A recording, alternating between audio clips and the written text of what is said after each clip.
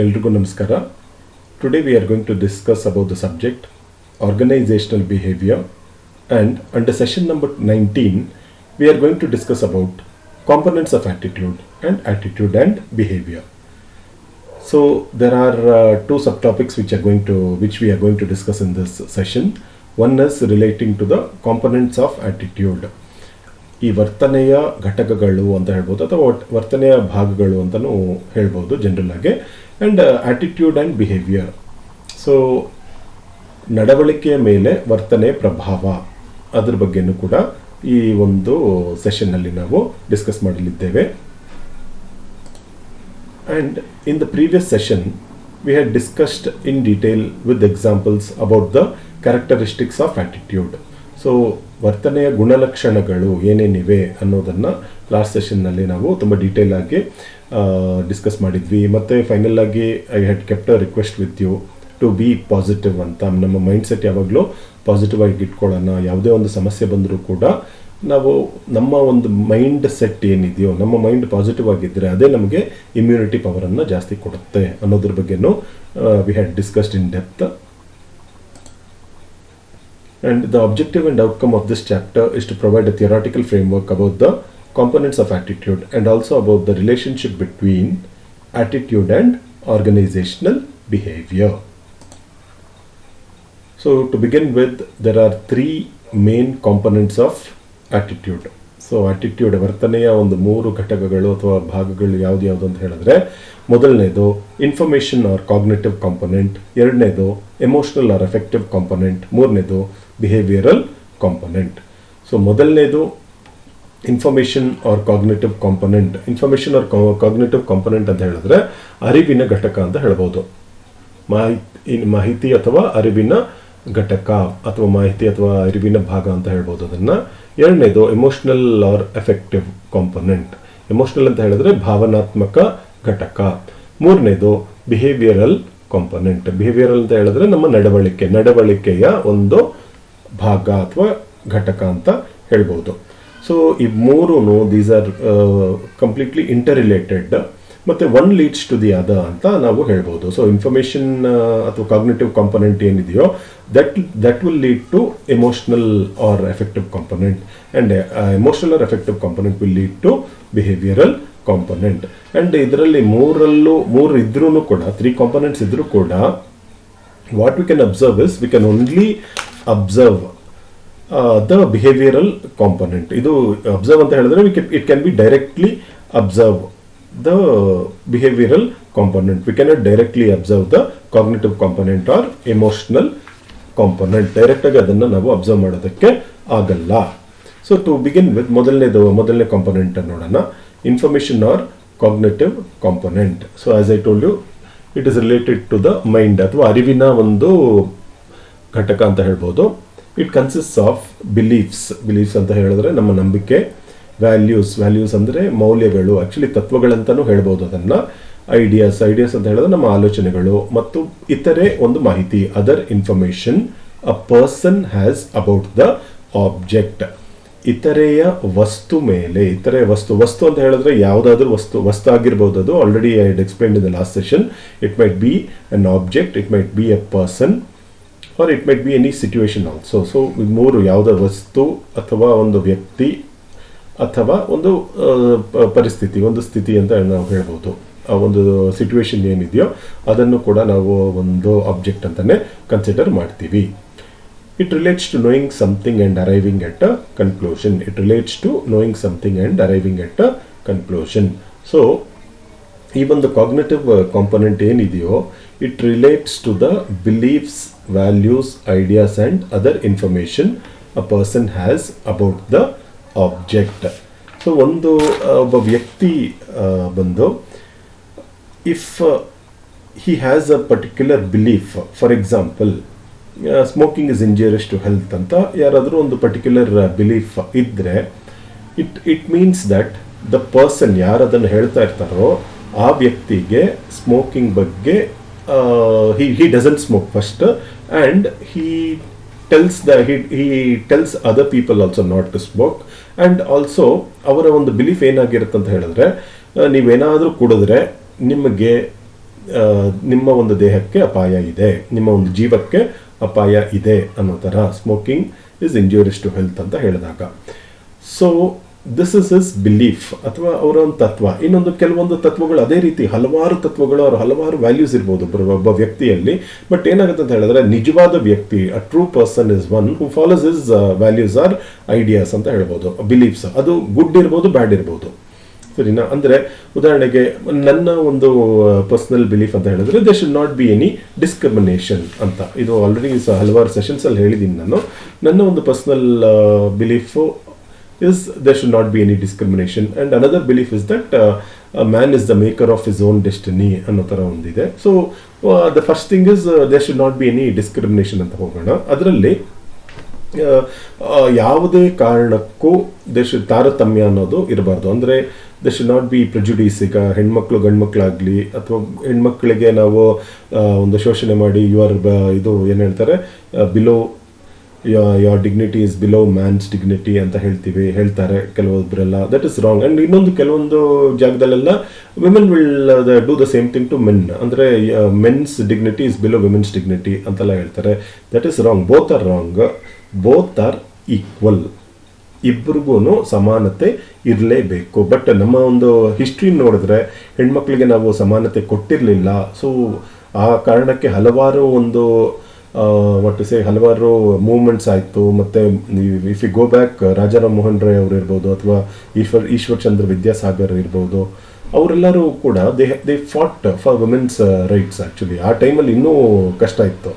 ಅಲ್ಲಿ ಏನಾಗಿತ್ತು ಅಂದರೆ ಆ್ಯಕ್ಚುಲಿ ಇವರು ರಾಜಾರಾಮ್ ಮೋಹನ್ ರಾಯ್ ಇರ್ಬೋದು, Ishwar Chandra Vidyasagar, they were born, to the best of my knowledge I think they were born in higher community, the so called higher ಕಮ್ಯುನಿಟಿಯಲ್ಲಿ ಅವ್ರು born ಆಗಿದ್ರು. ಮತ್ತು ಅಲ್ಲಿರುವ ಒಂದು ಪ್ರಾಕ್ಟೀಸಸ್ ಏನಿತ್ತು ಅದೆಲ್ಲ ಅವ್ರು ನೋಡಿಬಿಟ್ಟು ಅದಕ್ಕೆ ವಿರುದ್ಧವಾಗಿ, ಅದೇ ಕಮ್ಯುನಿಟಿಯಲ್ಲಿ ಇದ್ದು ಅದಕ್ಕೆ ವಿರುದ್ಧವಾಗಿ ಅವರು ಹೇಳಕ್ಕೆ ಶುರು ಮಾಡೋದು. ವಿರುದ್ಧವಾಗಿ ಅನ್ನೋದಕ್ಕಿಂತ ವಾಟ್ ಇಸ್ ರೈಟ್ ಅನ್ನೋದಕ್ಕೆ they fought for the rights of women ಅಂತ ಹೇಳ್ಬೋದು. ವಿಮೆನ್ ಅಂತ ಹೇಳಿದ್ರೆ ಹಲವಾರು ರೈಟ್ಸ್ ಇದೆ. They were very particular about education and widow remarriage. Education and widow remarriage ಅಂತ ಏನಿದೆಯೋ ಅದ್ರ ಬಗ್ಗೆ ದೇ ವರ್ ವೆರಿ ಪರ್ಟಿಕ್ಯುಲರ್. ಮತ್ತು ಅದೇ ರೀತಿ ಈಗ ಡಿಸ್ಕ್ರಿಮಿನೇಷನ್ ಅಂತ ಬಂದಾಗ ಕ್ಯಾಸ್ಟಲ್ಲೂ ಬರುತ್ತೆ. High caste, so called high caste and low caste ಅನ್ನೋ ಥರ. ಅದು ಇಲ್ಲ ಅಂತ ನಾವು ಹೇಳಿದ್ರೆ ತಪ್ಪಾಗುತ್ತೆ. ಯಾಕಂದರೆ ಮೊದಲು ಹಳೆ ಕಾಲದಲ್ಲಿ ಡೆಫಿನೆಟ್ ಆಗಿತ್ತು. ಈಗಲೂ ಕೂಡ ಈಗ ಎಜುಕೇಷನ್ ಬಂದು ಮತ್ತು ಹಲವಾರು ಸೋಷಿಯಲ್ ರಿಫಾರ್ಮರ್ಸ್, ನಮ್ಮ ಬಾಬಾ ಸಾಹೇಬ್ ಅಂಬೇಡ್ಕರ್ ಅವರಾಗಲಿ ಅಥವಾ ಬೇರೆ ಹಲವಾರು ಜನ, ದೇ ಹ್ಯಾವ್ ಆ್ಯಂಡ್ ರೂಲ್ಸ್, ನಮ್ಮ ಕಾನ್ಸ್ಟಿಟ್ಯೂಷನ್ನು ಅದಾಗ್ಬಿಟ್ಟು ಆ್ಯಂಡ್ ಅದರಲ್ಲಿ ರೂಲ್ಸ್ ಬಂದು ಆ್ಯಂಡ್ ಸ್ವಲ್ಪ ಈ ಪೊಲೀಸ್ ವ್ಯವಸ್ಥೆ ಚೆನ್ನಾಗಾಗಿ ಆ್ಯಂಡ್ ಯಾರು ನಮ್ಮನ್ನ ಗವರ್ನ್ ಮಾಡೋಕ್ಕೆ ಬರ್ತಾ ಇದ್ದಾರೋ ಅವರು ಕೂಡ ಅದ್ರ ಬಗ್ಗೆ ನಮಗೆ ಒಳ್ಳೆಯ ಮಾಹಿತಿಯನ್ನು ಕೊಟ್ಟು ಆ್ಯಂಡ್ ಪ್ರತಿಯೊಂದು ಇದಕ್ಕೂ ಅವೇರ್ನೆಸ್ ಉಂಟು ಮಾಡಿದ್ದಾರೆ. ಆದಷ್ಟು ಮ್ಯಾಕ್ಸಿಮಮ್ ಅವೇರ್ನೆಸ್ ಉಂಟು ಮಾಡಿದ್ದಾರೆ. ಕಂಪ್ಲೀಟಾಗಿ ಹೋಗಿದೆ ಅಥವಾ ಇಟ್ ಹ್ಯಾಸ್ ಬಿನ್ ಎರಾಡಿಕೇಟೆಡ್ ಅಂತ ಹೇಳೋಕ್ಕಾಗಲ್ಲ.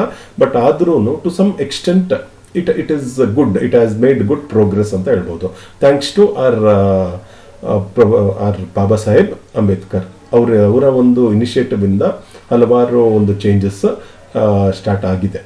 ಬಟ್ ಅಂದರೆ ಈಗ not only about discrimination in caste, ರಿಲಿಜಿಯನ್ನಲ್ಲೂ ಅಷ್ಟೇ. ಒಂದು ಯಾವುದಾದ್ರೊಂದು ಪರ್ಟಿಕ್ಯುಲರ್ ರಿಲಿಜಿಯನ್ ತೊಗೊಂಡ್ರೆ ಒಂದು ಸಬ್ಸೆಕ್ಟ್ ಅಂತ ಇರ್ತಾರೆ ಆ ರಿಲಿಜಿಯನ್ನಲ್ಲಿ, ಅವರಿಗೆ ಇನ್ನೊಂದು ಸಬ್ಸೆಕ್ಟನ್ನು ನೋಡಿದ್ರೆ ಆಗಲ್ಲ. ಇಬ್ಬರು ಒಂದೇ ರಿಲಿಜಿಯನ್ ಫಾಲೋ ಮಾಡ್ತಾ ಇರ್ತಾರೆ. ಬಟ್ ಒಂದು ಪರ್ಟಿಕ್ಯುಲರ್ ಸೆಕ್ಟ್ ಬಂದು ಇನ್ನೊಂದು ಸೆಕ್ಟ್ಗೆ ನೋಡಿದ್ರೆ ಆಗಲ್ಲ. ಅದೇ ರೀತಿ ಹಲವಾರಿದೆ. ಒಂದೊಂದು ರಿಲಿಜನ್ ಅವ್ರು ತೊಗೊಂಡ್ರು ಮತ್ತೆ ಡಿವೈಡ್ ಆಗುತ್ತೆ. They should not be any discrimination. that is one of the cognitive belief, ನನ್ನ ಒಂದು cognitive belief. And the other belief is man is the maker of his own destiny ಅಂತ ನಾವು ಹೇಳ್ತೀವಿ. So man is the maker of his own destiny ಅಂತ ಹೇಳಿದ್ರೆ Thomas ಆಲ್ವಾ Edison ಅವರು ಒಂದು ಒಳ್ಳೆ ಕೋಟ್ ಕೊಟ್ಟಿದ್ದಾರಲ್ವಾ. ಇದು success is 99% perspiration and 1% inspiration, ಅಥವಾ genius is 99% perspiration and 1% inspiration ಅಂತ ಹೇಳಿದ್ದಾರೆ. ಅಂದರೆ ನಾವು ನಮ್ಮ ಒಂದು ಕಷ್ಟದ ಫಲದ ಮೇಲೆ ನಾವು ಆಧಾರ ಆಗಿರಬೇಕು. ಆದಷ್ಟು ನಾವು ಎಕ್ಸ್ಟರ್ನಲ್ ಫೋರ್ಸಸ್ ಏನಿದೆಯೋ ಅದು ನಮ್ಮ ನಂಬಿಕೆಗೆ ಬಿಟ್ಟಿದ್ದು, ಬಟ್ ಕಂಪ್ಲೀಟಾಗಿ ಅದ್ರ ಮೇಲೆ ನಾವು ಆಧಾರ ಆಗಿರಬಾರ್ದು. ಈಗ ಸಪೋಸ್ ಎಕ್ಸಾಮಿನೇಷನ್ ನಾಳೆ ಇದೆ ಅಂತ ತುಂಬ ಜನ ನಾನು ನೋಡಿದ್ದೀನಿ. ನಾಳೆ ಎಕ್ಸಾಮ್ ಇದೆ ಅಂತ ಹೇಳಿದ್ರೆ ಅವ್ರೇನು ಮಾಡ್ತಾರೆ, ದೇವಸ್ಥಾನ, ಚರ್ಚು, ಮಸೀದಿ ಎಲ್ಲ ಯಾರ್ಯಾರು ಅವರ ರಿಲಿಜನ್ ತಕ್ಕ ಹಾಗೆ ಫುಲ್ಲು ಸುತ್ತಿದ್ದು ಪೂಜೆ ಮಾಡಿಸಿದ್ದು. I mean I am not against God, I am not an atheist or theist. It's my personal belief. ನಾನು ಅದನ್ನು ಇಲ್ಲಿ ಡಿಸ್ಕ್ಲೋಸ್ ಮಾಡೋಕ್ಕೆ ಇಷ್ಟಪಡಲ್ಲ, ಅವ್ರವ್ರ ನಂಬಿಕೆ ಅದು. ಬಟ್ ನಾವು ಆ ಬೇರೆ ಎಕ್ಸ್ಟರ್ನಲ್ ಫೋರ್ಸಸ್ಗೆ ನಾವು ಟೈಮ್ ಸ್ಪೆಂಡ್ ಮಾಡೋ ಬದಲು ನಮ್ಮ ಒಂದು ಎಕ್ಸಾಮಿನೇಷನ್ ಕೂತ್ಕೊಂಡು ಓದಿದ್ರೆ, ಆ 3 ಅವರ್ ಏನು ಬೇರೆ ಕಡೆ ಎಲ್ಲ ಕೊನೆ ಮೂಮೆಂಟಲ್ಲಿ ಮಾಡ್ತೀವೋ 3 ಅವರಲ್ಲಿ ಹೋಗೋ ಬದಲು ಇಲ್ಲಿ ಕೂತ್ಕೊಂಡು ಓದಿದ್ರೆ ಖಂಡಿತ ಒಳ್ಳೆ ಮಾರ್ಕ್ಸ್ ಸಿಗುತ್ತೆ. ಬೈ ಚಾನ್ಸ್ ಅದು ಹೇಳ್ತಾರೆ ಕೆಲವೊಬ್ರು, ನಾನು ಆ ಒಂದು ಪರ್ಟಿಕ್ಯುಲರ್ ಟೆಂಪಲ್ಗೆ ಅಥವಾ ಮಸೀದಿಗೆ ಎಲ್ಲಿಗೋ ಚರ್ಚ್ಗೆ ಹೋಗ್ಬಿಟ್ಟು ಇಷ್ಟು ರೌಂಡ್ಸ್ ಸುತ್ತದೆ, ಅದಕ್ಕೋಸ್ಕರ ಪಾಸ್ ಆಗ್ಬಿಟ್ಟೆ, ನೋಡಿ ಓದಲಿಲ್ಲ ಪಾಸ್ ಆಗ್ಬಿಟ್ಟೆ ಅಂತ ಹೇಳೋರು ಕೆಲವೊಬ್ರು ಇರ್ತಾರೆ. ಬಟ್ ಏನಾಗುತ್ತೆ ಅಂತ ಹೇಳಿದ್ರೆ ಅದು ಜಸ್ಟ್ ಕಾಕತಾಳ್ಯ ಅಂತ ಹೇಳ್ಬೋದು. It's just coincidence. ಅದು ಯಾವತ್ತು ಆ ಒಂದು ಎಕ್ಸ್ಟರ್ನಲ್ ಫೋರ್ಸಿನ what to say ಪವರು ನಮಗೆ ಯಾವತ್ತೂ, ಅಥವಾ luck, it will not be there with us. Definitely it will not be there with us. ನಮ್ಮ ಹತ್ರ ಇರೋದು ನಮ್ಮ ಶರೀರ, ನಮ್ಮ ಮೈಂಡು, ಮತ್ತು ನಮ್ಮ ಒಂದು ಕಾನ್ಫಿಡೆನ್ಸು, ನಮ್ಮ ಒಂದು ಹಾರ್ಡ್ ವರ್ಕು, ಮತ್ತು ನಮ್ಮ ಒಂದು ಆ್ಯಟಿಟ್ಯೂಡ್. ಸರಿನಾ? ನಾವು ಪಾಸಿಟಿವ್ ಆಗಿರೋಣ, ನಾವು ಪಾಸಿಟಿವ್ ಆಗಿ ಸಪೋಸ್ ಏನಾದರೂ ಒಂದು ಅಚೀವ್ ಮಾಡಬೇಕು ಅಂತ ಇದ್ದರೆ, ಎಕ್ಸಾಮಿನೇಷನ್ ಇರ್ಬೋದು, ಬೇರೆ ಏನಾದರೂ ಇರ್ಬೋದು, ಅಚೀವ್ಮೆಂಟ್ ಮಾಡಬೇಕು ಅಂದರೆ ನಮ್ಮನ್ನ ನಾವು ನಂಬ್ಕೊಳ್ಳೋಣ. ಆದಷ್ಟು ಎಕ್ಸ್ಟರ್ನಲ್ ಫೋರ್ಸು ಅದು ಇರಲಿ, ಅವ್ರವ್ರ ನಂಬಿಕೆ ಪ್ರಕಾರ ಅದು let it be small percentage. But ಕಂಪ್ಲೀಟಾಗಿ ನಾವು ಅದನ್ನೇ ನಂಬ್ಕೊಂಡ್ಬಿಡ್ತೀವಿ, ಓದಲ್ಲ, ಅಥವಾ ಈ ಥರ ಏನೋ ಒಂದು ಇಷ್ಟು ರೂಪಾಯಿ ಕೊಟ್ಟು ಇಷ್ಟು ದುಡ್ಡು ಕೊಟ್ಟು ದೇವಸ್ಥಾನಕ್ಕೆ ಅರ್ಚನೆ ಮಾಡಿದ್ರೆ, ಅಥವಾ ಬೇರೆ ಎಲ್ಲಾದರೂ ಏನಾದರೂ ಹುಂಡಿಲಿ ಹಾಕಿದ್ರೆ, ಅಥವಾ ದಾನ ಕೊಟ್ಟರೆ ಹಂಗೆಲ್ಲ ನಮ್ಗೆ ಆಗ್ಬಿಡುತ್ತೆ ಅಂತೆಲ್ಲ ತಿಳ್ಕೊಳ್ಳೋದು, ಸಕ್ಸಸ್ ಸಿಕ್ಬಿಡುತ್ತೆ ಅಂತ ತಿಳ್ಕೊಳ್ಳೋದು. I have my own doubts about it. I leave it for the general discussion. So this is about the cognitive component, and the cognition component of an attitude, it reflects a person's perceptions or belief. ಅಂದರೆ ಒಬ್ಬ ವ್ಯಕ್ತಿಯ ಒಂದು cognitive component ಏನಿದೆ, ನಾನು ಹೇಳಿದ್ನಲ್ವಾ, suppose discrimination is wrong ಅಂತ ನಾವು ಹೇಳಿದಾಗ ಆ ವ್ಯಕ್ತಿಯ ಒಂದು ವ್ಯಕ್ತಿತ್ವವನ್ನು ನಮಗೆ ಗೊತ್ತಾಗುತ್ತೆ. ಅವನ ಪರ್ಸೆಪ್ಷನ್ ಮತ್ತು ಬಿಲೀಫ್ ಏನಿದೆಯೋ, ಅವನ ಗ್ರಹಿಕೆ ಯಾವ ರೀತಿ ಗ್ರಹಿಕೆ ಮಾಡ್ಕೊಂಡಿದ್ದಾರೆ ಅವರು, ಅದ್ರ ಬಗ್ಗೆ ನಮಗೆ ಅರಿವಾಗತ್ತೆ. ಆ ವ್ಯಕ್ತಿಯ ಬಗ್ಗೆ ನಮಗೆ ಅರಿವಾಗತ್ತೆ. ಯಾವುದನ್ನು ತಿಳ್ಕೊಂಡ್ರೆ ನಾವು ಆ ಕಾಗ್ನಿಟಿವ್ ಕಾಂಪೊನೆಂಟ್ನ ತಿಳ್ಕೊಂಡ್ರೆ. As I said, smoking is injurious to health ಇರ್ಬೋದು, ಅಥವಾ ಡಿಸ್ಕ್ರಿಮಿನೇಷನ್ ಇಸ್ ರಾಂಗ್ ಅಂತ ಹೇಳ್ಬೋದು, ಅಥವಾ man is the maker of his own destiny ಅಂತ ಹೇಳ್ಬೋದು. ಇವೆಲ್ಲನೂ ಏನಾಗುತ್ತೆ ಅಂತ ಹೇಳಿದ್ರೆ ಒಬ್ಬ ವ್ಯಕ್ತಿಯ ಅವ್ರ ಗ್ರಹಿಕೆ ಏನಿದೆ ಅದರ ಬಗ್ಗೆ ನಮಗೆ ಗೊತ್ತಾಗುತ್ತೆ, ಮತ್ತು ಅವರ ವ್ಯಕ್ತಿತ್ವನೂ ಕೂಡ ಇದರಿಂದ ನಾವು ತಿಳ್ಕೋಬಹುದು. So this is about the cognitive component. And the second component is affective component or affective or emotional component ಅಂತ ಹೇಳ್ತೀವಿ ನಾವು. It relates to the emotions or feeling segments of an attitude. So emotional ಅಂತ ಹೇಳಿದ್ರೆ ಭಾವನಾತ್ಮಕ component ಇದು. The informational component, it sets the stage for the more critical part of an attitude, which is the affective component. And this emotional component involves the person's feeling or affect ಅಂತ ಹೇಳಿದ್ರೆ ಅವರ ಒಂದು mood ಅಂತಲೂ ಹೇಳ್ಬೋದು, ಅಥವಾ ಅವರ ಒಂದು complete feeling, ಯಾವ ಫೀಲಿಂಗ್ ಇರ್ಬೋದು, ಆಟಿಟ್ಯೂಡು ಪಾಸಿಟಿವ್ ಇರ್ಬೋದು, ನ್ಯೂಟ್ರಲ್ ಇರ್ಬೋದು, ಅಥವಾ ನೆಗೆಟಿವ್ ಇರ್ಬೋದು. This is important. ಯಾವುದಾದ್ರೂ ಒಂದು ವಸ್ತುವಿನ ಬಗ್ಗೆ ಒಬ್ಬ ವ್ಯಕ್ತಿ ಪಾಸಿಟಿವ್ ಆಗಿರ್ಬೋದು, ಅಥವಾ ನ್ಯೂಟ್ರಲ್ ಆಗಿರ್ಬೋದು, ಅಥವಾ ನೆಗೆಟಿವ್ ಆಗಿರ್ಬೋದು. So this component is emotional or affective component ಅಂತ ಹೇಳ್ತೀವಿ. ಸಪೋಸ್ ಒಬ್ಬ ವ್ಯಕ್ತಿ ಹೇಳ್ತಾರೆ, I like this job because the future prospects in this company are very good ಅಂತ. So it is a positive statement. ಇವರ ಒಂದು ಪಾಸಿಟಿವ್ ಸ್ಟೇಟ್ಮೆಂಟ್ ಏನಿದೆಯೋ it relates to the emotional component. And ಅದು ಮಾತ್ರ ಅಲ್ಲ, suppose in an organization a personal report is given to the general manager, and in that report it is pointed out that the sales staff are not performing their due responsibilities, and based on this the general manager yarige report hogiruttho, the general manager forwards a written notice to the marketing manager to negotiate with the sales staff. So idon situation idralli the general manager's action refers to his personal feelings ಅಂತ ಹೇಳ್ಬೋದು. and this feelings has resulted from his belief about a person, object or situation. So general ಮ್ಯಾನೇಜರ್ಗೆ ಏನಾಗುತ್ತೆ ಅಂತ ಹೇಳಿದ್ರೆ, ಆ sales staff ಎಲ್ಲಿ perform ಮಾಡ್ತಾ ಇಲ್ವೋ ಅವರ ಬಗ್ಗೆ ಯಾವುದೋ ಒಂದು ಅಭಿಪ್ರಾಯ ಇರುತ್ತೆ, ಯಾಕೆ ಅವ್ರು ಪರ್ಫಾರ್ಮ್ ಮಾಡ್ತಾ ಇಲ್ಲ ಅಂತ. ಅವ್ರೇನ್ ಮಾಡ್ತಾರೆ, ಅವ್ರು ಡೈರೆಕ್ಟಾಗಿ ಹೋಗಿ ಎನ್ಕ್ವೈರಿ ಮಾಡ್ಬೋದು. ಒಂದು ಎರಡನೇದು, ಅವ್ರೇನ್ ಮಾಡ್ತಾರೆ, ಆ ಸೇಲ್ಸ್ ಮಾರ್ಕೆಟಿಂಗ್ ಮ್ಯಾನೇಜರ್ ಯಾರು ಇರ್ತಾರೆ, ಯಾಕಂದ್ರೆ ಮಾರ್ಕೆಟಿಂಗ್ ಮ್ಯಾನೇಜರ್ ಅಂಡರ್ ಅಲ್ಲೇ ಇವರೆಲ್ಲ ಬರೋದು, ಈ ಸೇಲ್ಸ್ ಸ್ಟಾಫ್ ಎಲ್ಲ ಬರೋದು. ಅವರ ಮಾರ್ಕೆಟಿಂಗ್ ಮ್ಯಾನೇಜರ್ಗೆ ಒಂದು ಲೆಟರ್ ಬರೀತಾರೆ, ನೋಡಿ ಈ ತರ ಸೇಲ್ಸ್ ಸ್ಟಾಫ್ ಈ ತರ they are not working, performance ಸರಿ ಇಲ್ಲ ಅವ್ರದ್ದು, ಏನು ಅವರ ಸಮಸ್ಯೆಗಳಿದೆ ಅನ್ನೋದನ್ನ ನೀವು ಬಗೆಹರಿಸಿ, ತಿಳ್ಕೊಂಡು ಆಮೇಲೆ ಬಗೆಹರಿಸಿ ಅಂತ ಹೇಳ್ಬೋದು. ಅಂಡ್ ಇನ್ನದರ್ ಎಕ್ಸಾಂಪಲ್ ನೋಡಿದಾಗ ನಾವು, a person who believes hard work earns promotions may feel anger or frustration when he or she works hard but is not promoted. So ಈ ಆಂಗರ್ ಆರ್ ಫ್ರಸ್ಟ್ರೇಷನ್ ಅಂತ ಏನಿದೆಯೋ, this is the emotional component. ನಮಗೂ ಅಷ್ಟೇ ಸಾಧಾರಣವಾಗಿ ಒಂದು ಸಂಸ್ಥೆಯಲ್ಲಿ work ಮಾಡೋರಿಗೆ ಗೊತ್ತಿರುತ್ತಿದ್ದು, ಸಂಸ್ಥೆಯಲ್ಲಿ ಹಲವಾರು ಜನ ವರ್ಕ್ ಮಾಡ್ತಾ ಇರ್ತಾರೆ ಆ್ಯಂಡ್ ತುಂಬ ಹಾರ್ಡ್ ವರ್ಕ್ ಮಾಡ್ತಾ ಇರ್ತಾರೆ. ಕೆಲವೊಬ್ರು ಬೇರೆಯವ್ರಿಗಿಂತ ಜಾಸ್ತಿ ವರ್ಕ್ ಮಾಡ್ತಾ ಇರ್ತಾರೆ, ಬಟ್ ಅವ್ರಿಗೆ ರೆಕಗ್ನಿಷನ್ ಸಿಗಲ್ಲ. ರೆಕಗ್ನಿಷನ್ ಅಂತ ಹೇಳಿದ್ರೆ ಬೇರೆ ಏನು ಬೇಡ, ಎಲ್ಲರ ಮುಂದೆ ಅಥವಾ ಜಸ್ಟ್ ಪರ್ಸನಲ್ ಆಗು ಬಂದು, ಯಾರೋ ಸಂಸ್ಥೆಯ ಮುಖ್ಯಸ್ಥರು ಇರ್ತಾರೋ, ಹೆಡ್ ಆಫ್ ದ ಆರ್ಗನೈಸೇಷನ್, ಅವ್ರು ಜಸ್ಟ್ ಬಂದು you have done a good job ಅಂತ ಪ್ಯಾಟ್ ಆನ್ ದ ಬ್ಯಾಕ್ ಅಂತ ಹೇಳ್ತಾರಲ್ವಾ, ಜಸ್ಟ್ ಸಬಾಷ್ ಅಂತ ಹೇಳೋ ಒಂದು ವರ್ಡ್ ಸಾಕು, ಇನ್ನೂ ಮೋಟಿವೇಟ್ ಮಾಡುತ್ತೆ ಅವ್ರನ್ನ. ಬಟ್ ಇದು ಏನಾಗ್ಬಿಡುತ್ತೆ ಅಂತ ಹೇಳಿದ್ರೆ, ಹಲವಾರು ಸಂಸ್ಥೆಗಳಲ್ಲಿ ಇದು ಆಗ್ತಾ ಇಲ್ಲ. ಯಾಕೆ ಅಂದರೆ ಹಲವಾರು ರೀಸನ್ಸ್ ಇದೆ, there are very n number of reasons for this. So but ಯಾರಲ್ಲಿ ಹಾರ್ಡ್ ವರ್ಕ್ ಮಾಡ್ತಾ ಇರ್ತಾರೋ ಅವರಿಗೆ ಏನಾಗ್ಬಿಡುತ್ತೆ, ನಾವು ಎಷ್ಟು ಕೆಲಸ ಮಾಡಿದ್ರು ಇಷ್ಟೇ ಅಂತ ಬಂದ್ಬಿಡುತ್ತೆ. ಸೊ ಒಂದು ನೆಗೆಟಿವ್ ಎಮೋಷನ್ಸ್ ಬರೋಕ್ಕೆ ಸ್ಟಾರ್ಟ್ ಆಗುತ್ತೆ. ನೆಗೆಟಿವ್ ಎಮೋಷನ್ಸ್ ಅಂತ ಹೇಳಿದ್ರೆ ಒಂದು ಆ್ಯಂಗರು ಅಥವಾ ಒಂದು ಫ್ರಸ್ಟ್ರೇಷನ್ನು, ಎಷ್ಟು ಮಾಡಿದ್ರು ಅಷ್ಟೇ ಬಿಡು ಅನ್ನೋ ಥರ ಒಂದು feeling. So that is the emotional component. And students ಇದರಲ್ಲಿ ಎಕ್ಸಾಂಪಲ್ ಕೊಡಬೇಕು ಅಂತ ಹೇಳಿದ್ರೆ, ಸ್ಟೂಡೆಂಟ್ಸಲ್ಲೂ ಅಷ್ಟೇ. ಈಗ ಒಬ್ಬ ಸ್ಟೂಡೆಂಟು ಪ್ರತಿ ಸಲನೂ ಆನ್ಸರ್ ಮಾಡ್ತಾ ಇರ್ತಾರೆ, ಮತ್ತು ಅಸೈನ್ಮೆಂಟ್ಸ್ ಕರೆಕ್ಟಾಗಿ ಬರೀತಾರೆ, ಮತ್ತು ರೆಗ್ಯುಲರ್ ಆಗಿರ್ತಾರೆ ಕ್ಲಾಸಲ್ಲಿ, ಎವ್ರಿಥಿಂಗ್. ಆ್ಯಂಡ್ ಈಕ್ವಲ್ ಆಗಿ ಎಲ್ಲರ ಜೊತೆ ಎಲ್ಲರ ಥರ ಅಂದರೆ ಅಲ್ಲಿ ಇರೋ ಸ್ಟೂಡೆಂಟ್ಸ್ ಯಾರ್ಯಾರು ಇರ್ತಾರೋ ಅವ್ರ ಥರ ಹಿಲ್ ಬಿ ದೇರ್, ಎಲ್ಲೂ ಒಂದು ಬ್ಲ್ಯಾಕ್ ಮಾರ್ಕು ಏನೂ ಇರಲ್ಲ. ಬಟ್ ಏನಾಗುತ್ತೆ, ಇಂಟರ್ನಲ್ ಮಾರ್ಕ್ಸ್ ಅಲ್ಲಿ ಆ್ಯಂಡ್ ಟೆಸ್ಟು ಅಷ್ಟೇ ಚೆನ್ನಾಗಿ ಬರೆದಿರ್ತಾರೆ ಅಂತ ಇಟ್ಕೊಳ್ಳೋಣ.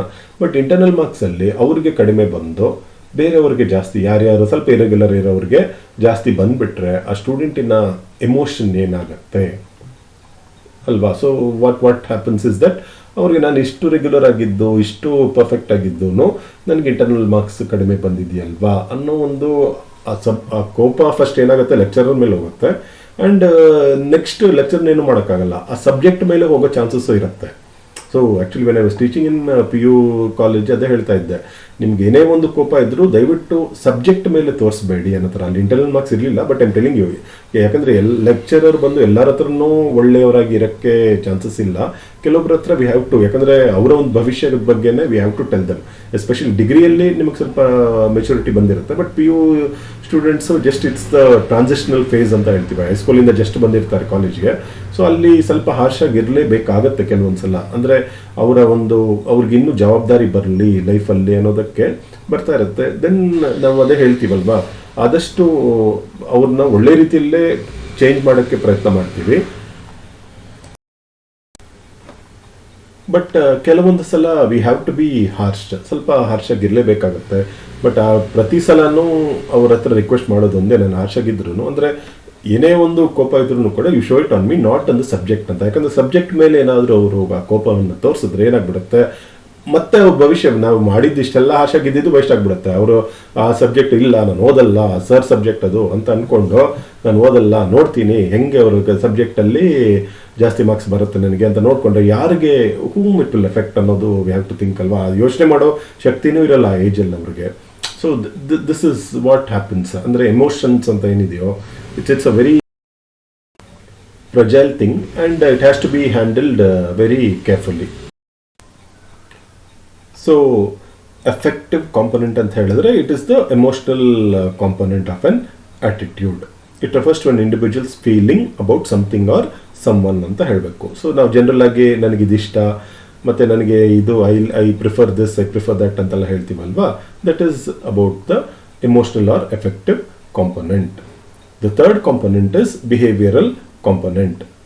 So behavioral component pertains to the intention to behave in a certain way towards someone or something, that is basic response to a stimuli. So the behavioral component refers to that part of an attitude which reflects the intention of a person in short run or in long run. It's related to the individual's behavior that occurs as a result of his or her feeling about the focal person ಅಥವಾ object or situation. So ನಾನು ಹೇಳ್ದಂಗೆ ಈ individual behaviour, ಅವರ ನಡವಳಿಕೆ, ಅದರ ನಡವಳಿಕೆ ಯಾವ ರೀತಿ ಇರುತ್ತೆ ಅಂತ ಹೇಳಿದ್ರೆ, it results as it occurs as a result of his feeling about that particular person, object or situation. So an individual may complain, request or transfer or be less productive if he feels dissatisfied with the work. Suppose ಒಬ್ಬ ಸಂಸ್ಥೆಯಲ್ಲಿ ಒಬ್ಬ ವ್ಯಕ್ತಿ job satisfaction ಇಲ್ಲ ಅಂತ ಹೇಳಿದ್ರೆ ಅವ್ರೇನು ಮಾಡ್ಬೋದು, he will definitely seek transfer ಆದರೂ ಕೇಳ್ಬೋದು, ಅಥವಾ ಬೇರೆ ಒಂದು ರಿಸೈನ್ ಆದರೂ. Last option will be resignation and ಇಲ್ಲದಿದ್ರೆ ನನಗೆ ಬೇರೆ ಕಡೆ ಕೊಡಿ ಅಂತಾನು ಕೇಳ್ಕೊಂಡು ಹೋಗ್ಬೋದು. ಆ್ಯಂಡ್ ಸಪೋಸ್ ಇನ್ನೊಂದು ಎಕ್ಸಾಂಪಲ್ ಹೇಳಬೇಕು ಅಂತ ಹೇಳಿದ್ರೆ, ನಮ್ಮ ಬಿಹೇವಿಯರ್, ಈಗ ವ್ಯಕ್ತಿಗಳ ನಡುವೆನೇ ನಮ್ಮ ಬಿಹೇವಿಯರು ಚೇಂಜ್ ಆಗುತ್ತೆ. ಉದಾಹರಣೆಗೆ ನಾವು ಸಪೋಸ್ ಒಂದು ಲೆಕ್ಚರರ್ಸ್ ಇದನ್ನೇ ತಗೊಳ್ಳೋಣ. ನಾವು ಕೆಲವೊಂದು ಕ್ಲಾಸಸ್ಸಲ್ಲಿ ಎಲ್ಲ ಫುಲ್ ಅಟೆಂಡೆನ್ಸ್ ಇರುತ್ತೆ, ತುಂಬ ಜನ ಬರ್ತಾರೆ, ಬಟ್ ಕೆಲವೊಂದು ಕ್ಲಾಸಸ್ಸಲ್ಲಿ ತುಂಬ ಜನ ಬರಲ್ಲ. Of course this is wrong. My personal view is that this is definitely wrong. ಎಲ್ಲರನ್ನೂ ನಾವು ಈಕ್ವಲ್ ಆಗಿ ಟ್ರೀಟ್ ಮಾಡಬೇಕು ಅಂತ ಹೇಳಿದ್ದೀನಲ್ವಾ. But of course it depends on the particular lecturer also.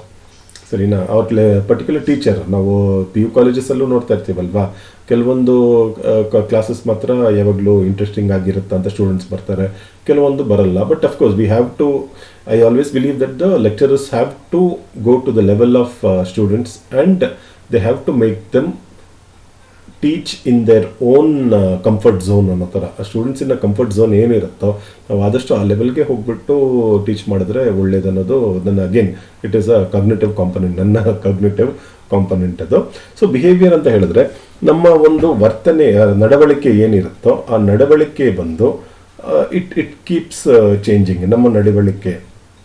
ಉದಾಹರಣೆಗೆ ಇವನ್ ನಾವು ಸಪೋಸ್ ಲೆಕ್ಚರರ್ಸ್ ಅದಾಯ್ತಲ್ವಾ, ನೆಕ್ಸ್ಟ್ ಸ್ಟೂಡೆಂಟ್ಸು ಅಷ್ಟೇ, ನಮ್ಮ ಫ್ರೆಂಡ್ಸ್ ಗ್ರೂಪಲ್ಲೂ ಅಷ್ಟೇ, ನಮ್ಮ ಕ್ಲೋಸ್ ಫ್ರೆಂಡ್ ಯಾರು ಇರ್ತಾರೋ ಅವರ ಜೊತೆಯಲ್ಲಿ ನಮ್ಮ ಒಂದು ನಡವಳಿಕೆ ಯಾವ ರೀತಿ ಇರುತ್ತೆ, that will be different from just a classmate. Just ಒಂದು ಬೇರೆ ಯಾರೋ ಒಬ್ಬರು ಕ್ಲಾಸ್ಮೇಟ್ ಇರ್ತಾರೆ ಅಂತ ಇಟ್ಕೊಳ್ಳೋಣ, ನಮ್ಮ ಕ್ಲಾಸ್ಮೇಟ್ ಅವರು ಸಿಗ್ತಾರೆ, ಮತ್ತು ಅದೇ ಟೈಮಲ್ಲಿ ನಮ್ಮ ಕ್ಲೋಸ್ ಫ್ರೆಂಡ್ ಯಾರು ಇರ್ತಾರೋ ಅವರು ಸಿಗ್ತಾರೆ. ನಾವು ಸಾಧಾರಣವಾಗಿ ಏನು ಮಾಡ್ತೀವಿ, ಯಾರು ಕ್ಲೋಸ್ ಫ್ರೆಂಡ್ ಇರ್ತಾರೋ ಅವ್ರ ಜೊತೆಲಿ ಹೋಗ್ಬಿಟ್ಟು ನಾವು we feel comfort. That's what a comfort zone ಅಂತ ಹೇಳ್ತೀವಲ್ವಾ.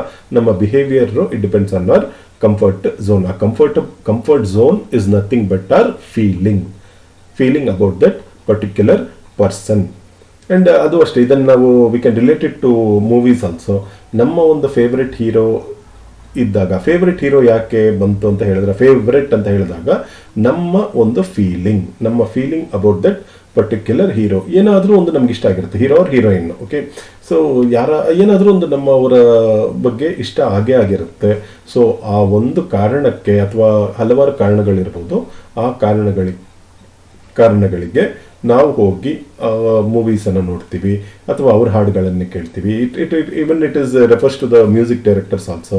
ಅಥವಾ ಕೆಲವೊಬ್ಬರು ಸ್ಪೆಸಿಫಿಕ್ ಆಗಿ ಕ್ಯಾಮ್ರಾಮನ್ಗೋಸ್ಕರನೇ, ಈಗ ಫೋಟೋಗ್ರಫಿ ಯಾರು ಇರ್ತಾರೋ, ತುಂಬ ಒಳ್ಳೆ ಫೋಟೋಗ್ರಫಿ ಇದ್ದಾರೆ, ಶ್ರೀರಾಮ್ ಅವರಾಗಲಿ ಇರ್ಬೋದು, ಅಥವಾ ಈಗ ರೀಸೆಂಟಾಗಿ ಹಲವಾರು ಜನ they have made very good field. But ರೀಸೆಂಟಾಗಿ ಏನಾಯ್ತು ಅಂತ ಹೇಳಿದ್ರೆ, ತಮಿಳ್ ಮೂವಿ ಇಂಡಸ್ಟ್ರಿಯಲ್ಲಿ KV ಆನಂದ್ ಅಂತ ಒಬ್ಬರು ಮ್ಯೂಸಿಕ್ ಡೈರೆಕ್ಟರ್, ಫೋಟೋಗ್ರಫರ್ ಇದ್ದರು, ಡೈರೆಕ್ಟರ್ ಆಫ್ ಫೋಟೋಗ್ರಫಿ.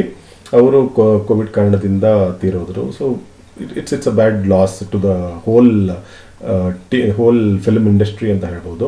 ಹಲವಾರು ಮೂವೀಸ್ ಅವರು ಈ was the photographer for that. And ಕೆಲವೊಂದು ಪಾಲಿಟಿಕ್ಸ್ ಬಗ್ಗೆ ಒಂದು ಮೂವಿ ಮಾಡಿದ್ರು ಅವರು. ಸೊ ಅದರಲ್ಲೂ ಅಷ್ಟೇ, how youth should enter the politics, ಯಾಕೆ ಯೂತ್ ಎಂಟರ್ ಅಂದರೆ ತುಂಬ ಜನ ತಡೀತಾರೆ ಯೂತ್ ಎಂಟರ್ ಮಾಡೋದಕ್ಕೆ ಅನ್ನೋದರ ಒಂದು ಸೋಷಿಯಲ್ ಮೆಸೇಜ್ ಇರೋ ಮೂವೀಸ್ ಕೆಲವೊಂದೆಲ್ಲ ಡೈರೆಕ್ಟು ಮಾಡಿದ್ರು ಅವರು.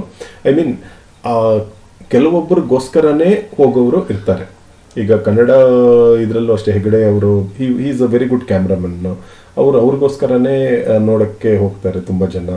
ಮತ್ತು ಮ್ಯೂಸಿಕ್ ಡೈರೆಕ್ಟರ್ಸ್ಗೋಸ್ಕರನೇ ಆ ಒಂದು ಮೂವಿನ ನೋಡೋಕ್ಕೆ ಹೋಗ್ತಾರೆ. ಯಾಕೆ ಅಂತ ಹೇಳಿದ್ರೆ they have a very good feeling ಅಂತ ಹೇಳ್ಬೋದು.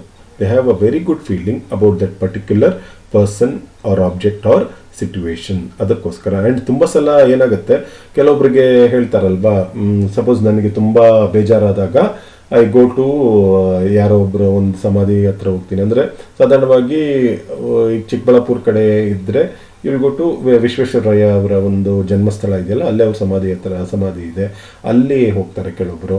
ಕೆಲವೊಬ್ರು ಏನು ಮಾಡ್ತಾರೆ, ಇಲ್ಲ ನನಗೆ ಏನಾದರೂ ಒಂದು ಇದು ಬೇಜಾರಾದರೆ ನಾನು I go for a long ride ಅಂತ ಹೇಳ್ತಾರೆ. ಬೈಕಲ್ಲಿ I go for a long ride ಅಂತ ಹೇಳ್ತಾರೆ. So that is the situation. ಯಾಕಂತ ಹೇಳಿದ್ರೆ ಆ ಸಿಚುವೇಶನ್ನು ಅವರಿಗೆ it gives a good feeling. Situation ಅಂದರೆ ಇಲ್ಲಿ ಏನು, going for a long walk or going for a long ride ಅಂತ ಏನು ಹೇಳ್ತೀವೋ ಅದು it gives them a good feeling. And object ಇರ್ಬೋದು. ಸಪೋಸ್ ಅದೇ ಹೇಳ್ತಾರಲ್ಲ, ಕೆಲವೊಬ್ಬರು ನನಗೆ ತುಂಬ ಟೆನ್ಷನ್ ಆದಾಗ ಅಥವಾ ತುಂಬ ಏನಾದರೂ ಒಂದು ಬೇಜಾರಾದಾಗ ನಾನು ಚೆಸ್ ಆಡ್ತೀನಿ ಅಂತ ಹೇಳ್ತಾರೆ. ಚೆಸ್ ಇಸ್ ಅ ಗೇಮ್ ಅಲ್ವಾ, ಅದು it's very good game. So chess ಆಡುವಾಗ ಇಟ್ಸ್ ಅನ್ ಆಬ್ಜೆಕ್ಟ್ ಅಂತ ಹೇಳ್ಬೋದು ನಾವು. ಆಬ್ಜೆಕ್ಟ್ ಕಾಂಪೊನೆಂಟ್ಸಲ್ಲಿ ಬರುತ್ತದು. ಸೊ ಈ ಥರ ಬಿಹೇವಿಯರ್, ನಮ್ಮ ಒಂದು ವರ್ತನೆ, it depends on our feelings about a particular person, object or situation. ನಾವು ಯಾವ ರೀತಿ ನಮ್ಮ ಬಿಹೇವಿಯರ್ ನಡವಳಿಕೆ ಇರುತ್ತೋ ಆ ನಡವಳಿಕೆ ಬಂದು ನಮ್ಮ ಒಂದು ಫೀಲಿಂಗ್ ಮೇಲೆ ಆಧಾರ ಆಗಿರುತ್ತೆ. ಅದೇ ರೀತಿ ಈವನ್ ನಾವು ಜೆಂಡರ್ ಬೇಸ್ಡ್ ಮೇಲೂ ಇರ್ಬೋದು. ಕೆಲವೊಬ್ರ ಜೊತೆ ಚೆನ್ನಾಗಿರ್ಬೋದು, ಕೆಲವೊಬ್ರ ಜೊತೆ ಚೆನ್ನಾಗಿರಲ್ಲ ನಾವು. ಅದೇ ಇಟ್ ಡಿಪೆಂಡ್ಸ್ ಆನ್ ಅವರ್ ಫೀಲಿಂಗ್. ಸರಿನಾ? So this is the behavioural component. ಮೊದಲನೇ component what we had read, will just recap. ಮೊದಲನೇದು ಇನ್ಫಾರ್ಮೇಷನ್ ಆರ್ ಕಾಗ್ನಿಟಿವ್ ಕಾಂಪೊನೆಂಟ್, ಎರಡನೇದು ಎಮೋಷನಲ್ ಆರ್ ಅಫೆಕ್ಟಿವ್ ಕಾಂಪೊನೆಂಟ್, ಮೂರನೇದು behavioural component. And next sub topic ಇದರಲ್ಲಿ attitude and behaviour. What is the relationship between attitude and behaviour ಅಂತ ಇದೆ. So it is important. ಯಾಕಂದರೆ attitude definitely affects the behaviour, organisational behaviour ಅಂತಲೂ ಹೇಳ್ಬೋದು ನಾವು. Attitude affects the organisational behaviour. ಹೇಗೆ ಅಂತ ಹೇಳಿದ್ರೆ, ಮೊದಲನೇದು employees attitudes influence the organisational behaviour. So employees attitudes they are very important to the management, and because this attitude influences the behavior, perception, job satisfaction, job involvement and organizational commitment of the employees. So employees attitude, ವರ್ತನೆ ಅನ್ನೋದು ಯಾವುದ್ರ ಮೇಲೆ ಪ್ರಭಾವ ಬೀರುತ್ತೆ ಅಂತ ಹೇಳಿದ್ರೆ ಆ ವ್ಯಕ್ತಿಯ ನಡವಳಿಕೆ ಮತ್ತು ಅವನ ಗ್ರಹಿಕೆ ಮತ್ತು ಜಾಬ್ ಸ್ಯಾಟಿಸ್ಫ್ಯಾಕ್ಷನ್. ಒಬ್ಬ ವ್ಯಕ್ತಿಗೆ ತುಂಬ ಇಂಪಾರ್ಟೆಂಟ್ ಇದು. ನಾವು ಹಲವಾರು ಜಾಬ್ಸಲ್ಲಿ ವರ್ಕ್ ಮಾಡಿರ್ಬೋದು, ಬಟ್ ಯಾವುದೋ ಒಂದು ಪರ್ಟಿಕ್ಯುಲರ್ ಜಾಬಲ್ಲಿ ಮಾತ್ರ ನಮಗೆ ತುಂಬ ಜಾಬ್ ಸ್ಯಾಟಿಸ್ಫ್ಯಾಕ್ಷನ್ ಸಿಗುತ್ತೆ. ನಾವು ಅಲ್ಲೇ ಇದ್ಬಿಡ್ತೀವಿ, ಮುಂದೆ ಹೋಗೋದೇ ಇಲ್ಲ ನಾವು, ಬಿಕಾಸ್ ಜಾಬ್ ಸ್ಯಾಟಿಸ್ಫ್ಯಾಕ್ಷನ್ ಅನ್ನೋ ಥರ. ಇಲ್ಲದಿದ್ರೆ ಏನಾಗ್ಬಿಡುತ್ತೆ, ಕೆಲವೊಬ್ರು ಸುಮ್ಮನೆ ಮೆಕ್ಯಾನಿಕಲ್ ಥರ ಒಂದು ವರ್ಕ್ ಮಾಡಿ ಇಷ್ಟ ಇರಲ್ಲ, ವರ್ಕ್ ಆ ಒಂದು ಕೆಲಸ ಇಷ್ಟ ಇರಲ್ಲ ಅವ್ರಿಗೆ. ಬಟ್ ಆದರೂ ಅಂದರೆ ಅಫ್ಕೋರ್ಸ್ ಅವರ ಒಂದು ಸಿಚುವೇಶನ್ನು, ಎಕನಾಮಿಕ್ ಸಿಚುವೇಶನ್ನು ಅಥವಾ ಅವರ ಒಂದು ಸೋಷಿಯಲ್ ಸ್ಟೇಟಸ್ಗೆ ಯಾವುದಕ್ಕಾದರೂ ಅವರು ಒಂದು they'll be bound by it and they'll be forced to work in that job. But ಅವ್ರಿಗೆ ಜಾಬ್ ಸ್ಯಾಟಿಸ್ಫ್ಯಾಕ್ಷನ್ ಅನ್ನೋದು ಸಿಗಲ್ಲ. ಬಟ್ ಕೆಲವೊಂದು ಜಾಬ್ಸ್ ಇರುತ್ತೆ ನಾವು ನಿಜವಾಗ್ಲೂ ಇಷ್ಟಪಟ್ಟು ಮಾಡಿರ್ತೀವಿ. ದಟ್ಸ್ ವಾಟ್ ದೇ ಸೇ ಅಲ್ವಾ, ಕಷ್ಟಪಟ್ಟು ಮಾಡೋ ಬದಲು ಇಷ್ಟಪಟ್ಟು ನಾವು ಏನಾದರೂ ಒಂದು ಕೆಲಸವನ್ನು ಮಾಡಿದ್ರೆ ಅದರಲ್ಲಿ ಜಾಬ್ ಸ್ಯಾಟಿಸ್ಫ್ಯಾಕ್ಷನ್ ಸಿಗುತ್ತೆ ಅಂತ. ಈ ಜಾಬ್ ಸ್ಯಾಟಿಸ್ಫ್ಯಾಕ್ಷನ್ ಸಿಗೋದು ಕೂಡ ನಮ್ಮ ಆಟಿಟ್ಯೂಡ್ ಮೇಲೆ ಹೋಗುತ್ತೆ. ನಮಗೆ ನಮ್ಮ ಒಂದು ಪಾಸಿಟಿವ್ ಆಟಿಟ್ಯೂಡ್ ಬಂದರೆ ಒಂದು ಜಾಬ್ ಮೇಲೆ ನಮಗೆ ಜಾಬ್ ಸ್ಯಾಟಿಸ್ಫ್ಯಾಕ್ಷನ್ ಜಾಸ್ತಿ ಆಗುತ್ತೆ.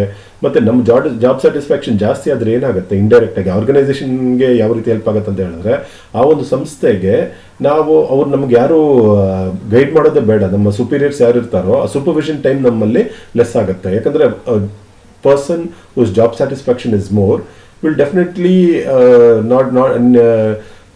Require the supervision very less ಅನ್ನೋ ಥರ. ಸೊ ಅವರಿಗೆ ಆ ಸೂಪರ್ವಿಷನ್ ಟೈಮು ಕಡಿಮೆ ಕೊಟ್ಟರೆ ಆಯ್ತು ನಾವು, ಯಾಕಂದರೆ ಅವರೇ ಸೆಲ್ಫ್ ಮೋಟಿವೇಟ್ ಆಗಿರ್ತಾರೆ.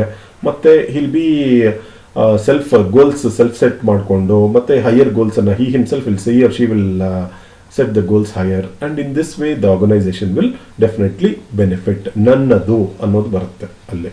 ಇಟ್ಸ್ ಮೈ ಆರ್ಗನೈಸೇಷನ್ ಅಂತ ಒಂದು ಬಂದ್ಬಿಟ್ರೆ ಭಾವನೆ. ಸೊ ನಾನು ಬೆಳಿತೀನಿ, ನನ್ನ ಜೊತೆಯಲ್ಲಿ ನನ್ನ ಆರ್ಗನೈಸೇಷನ್ ಬೆಳಿಬೇಕು ಅನ್ನೋದು ಒಂದು ಭಾವನೆ ಬರಬೇಕು. ಅಫ್ಕೋರ್ಸ್ ಇದು ಅಷ್ಟೇ, ಜಾಬ್ ಇನ್ವಾಲ್ವ್ಮೆಂಟು ಮತ್ತು ಆರ್ಗನೈಸೇಷನಲ್ ಕಮಿಟ್ಮೆಂಟ್ ಅಂತ ನಾನು ಏನು ಹೇಳಿದ್ನೋ ಅದೆಲ್ಲ ಸೇಮ್ ಎಕ್ಸಾಂಪಲ್ಸು.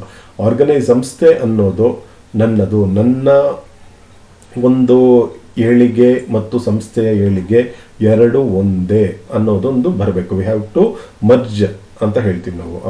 ನನ್ನ ಒಂದು ಡಿಸೈರ್ಸ್ ಏನಿದೆಯೋ ಅಥವಾ ನನ್ನ ಒಂದು ಗೋಲ್ಸ್ ಏನಿದೆಯೋ that has to be merged with the organisational goals. ಬರೀ ನಾನು ಒಬ್ಬನೇ ಬೆಳೆದ್ಬಿಟ್ಟು ಆರ್ಗನೈಸೇಷನ್ ಹಾಗೆ ಇದ್ಬಿಟ್ರೆ, ಆರ್ಗನೈಸೇಷನ್ ಲಾಸಲ್ಲಿದ್ದು ಬಟ್ ನನ್ನ ಒಂದು ಪರ್ಫಾರ್ಮೆನ್ಸ್ ಮಾತ್ರ ಜಾಸ್ತಿ ಇದ್ದರೆ it will not work out. Individual satisfaction ಇರ್ಬೋದು, but as a whole the organisation will not develop. ಅದು ಇಂಡಿವಿಜುವಲ್ಗೂ ಕೂಡ one point of time longer ರನ್ನಲ್ಲಿ it's not good for him or her also.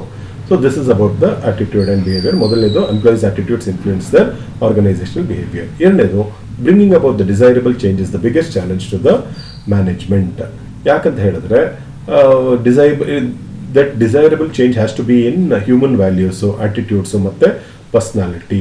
ಈ ಮೂರಲ್ಲೂ ಕೂಡ ಒಂದು ಚೇಂಜನ್ನು ತರಬೇಕು ಅಂತ ಹೇಳಿದ್ರೆ ಆರ್ಗನೈಸೇಷನ್ಗೆ ಕಷ್ಟ ಆಗುತ್ತೆ. And therefore the organisation actually it plays a very important role in changing the behaviour of an individual.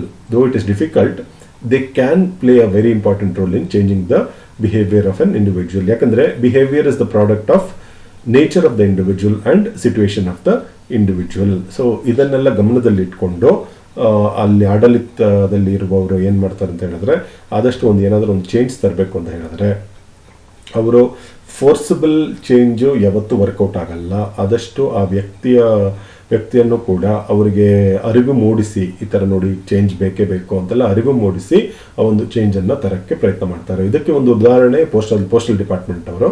Postal ಡಿಪಾರ್ಟ್ಮೆಂಟಲ್ಲಿ ಆ್ಯಕ್ಚುಲಿ ಏನಾಗಿತ್ತು ಅಂತ ಹೇಳಿದ್ರೆ, ಮೊದಲು ಕಂಪ್ಲೀಟಾಗಿ ಮೆಕ್ಯಾನಿಕಲ್ ಆಗಿತ್ತು, ಬಟ್ ಅದಾದಮೇಲೆ they try to bring a change. Computers ಎಲ್ಲ ಇಂಟ್ರಡ್ಯೂಸ್ ಮಾಡಿದಾಗ ಸ್ವಲ್ಪ ಕಷ್ಟ ಆಗ್ತಾ ಇತ್ತು ಎಂಪ್ಲಾಯೀಸ್ಗೆ.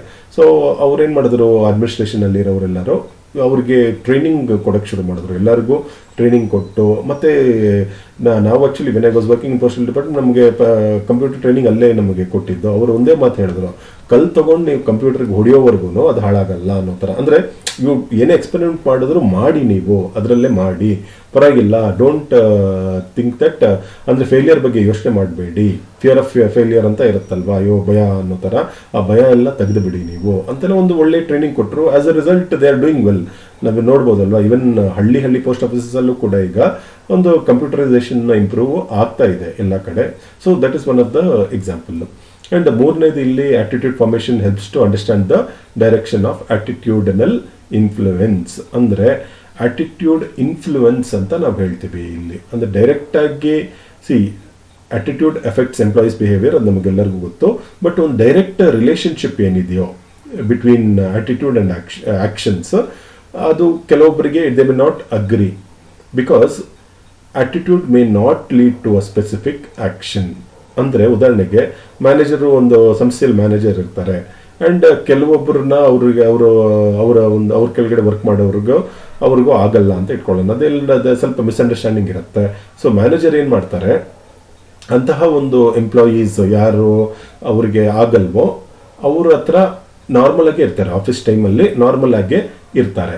ಆದರೆ ಪರ್ಸ್ನಲ್ ಆಗಿ ಅವರು ಎಲ್ಲಾದರೂ ಒಂದು ಹೋಟೆಲಲ್ಲಿ ಅಥವಾ ಒಂದು ಸಿನಿಮಾ ಹಾಲಲ್ಲಿ ಅಥವಾ ಒಂದು ಮಾಲಲ್ಲಿ ಸಿಕ್ಕಿದಾಗ ಯಾವುದೇ ಕಾರಣಕ್ಕೂ ಆ ಮ್ಯಾನೇಜರು ಅವ್ರಿಗೆ ಆಗದಿರೋ ವ್ಯಕ್ತಿನ ಹೋಗಿ ಮಾತಾಡ್ಸಲ್ಲ. So this is about the attitudinal influence ಅಂತ ನಾವು ಹೇಳ್ಬೋದು. Although the influence of attitudes on behaviour is not clearly explainable. ಈ ಆಟಿಟ್ಯೂಡ್ ಫಾರ್ಮೇಷನ್ ಬಗ್ಗೆ ಏನೆಲ್ಲ ನಮ್ಗೆ ನಾಲೆಜ್ ಇದೆಯೋ, it helps to understand the direction of attitudinal influence. So this concludes the sub topic. ಈ ಒಂದು ಸೆಷನ್ ಕನ್ಕ್ಲೂಡ್ ಆಗುತ್ತೆ. And the references, these are the references. ಇದರಿಂದ ಈ ರೆಫರೆನ್ಸಸ್ಸಿಂದ I use to prepare the study material as well as the slides. Again, so attitude and behaviour ಇರೋದ್ರಿಂದ my personal request is let us all be positive. ನಮ್ಮ ಒಂದು corona positive ಅಲ್ಲ, again don't mix it with that. So ನಮ್ಮ ಒಂದು ಭಾವನೆಗಳೇನಿದೆಯೋ ನಾವು positive ಆಗಿ ಇಟ್ಕೊಂಡ್ರೆ mind, ಈ ಡಿಪ್ರೆಷನ್ ಆಗಲಿ ಅಥವಾ ಒಂದು ಕಂಪ್ಲೀಟ್ ಒಂದು ಹೇಳ್ತಾರಲ್ವಾ ಹುಚ್ಚರಾಗ್ಬಿಡ್ತಾರೆ ಅಥವಾ ಒಂದು ಡಿಪ್ರೆಷನ್ಗೆ ಹೋಗ್ಬಿಡ್ತಾರೆ, ಏನೋ ಎಲ್ಲ ಸಮಸ್ಯೆಗಳಿರುತ್ತೆ ನಮ್ಮ ಜೀವನದಲ್ಲಿ.